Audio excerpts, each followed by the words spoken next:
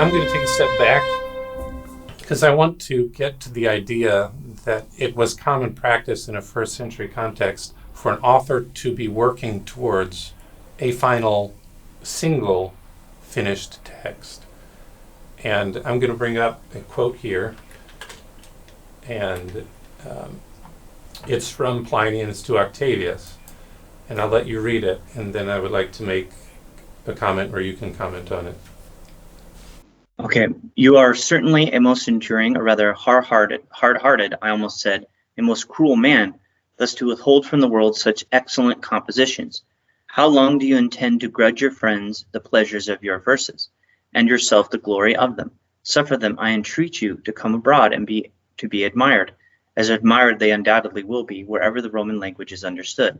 Some few poems of yours have already, contrary to your inclinations indeed, broke the prison and escaped to the light.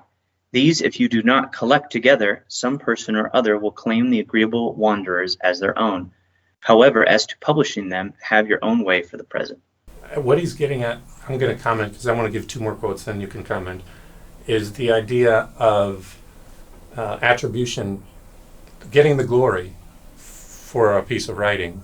Here is a quote that I thought was relevant to the discussion, and it's from Pliny to Octavius, and he says, "There is nothing so likely to preserve your name as a monument of this kind," and here's referring to a published writing, present or future.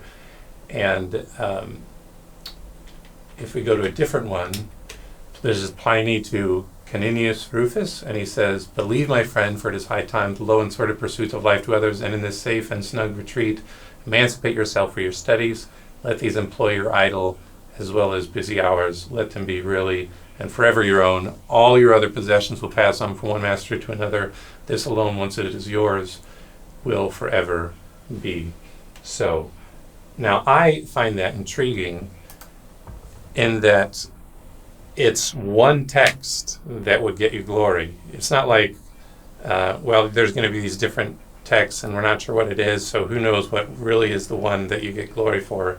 It's he's admonishing him to write a single text that would be a definitive version. The thinking in his mind is one of, as an author, I'm going to have a single published text.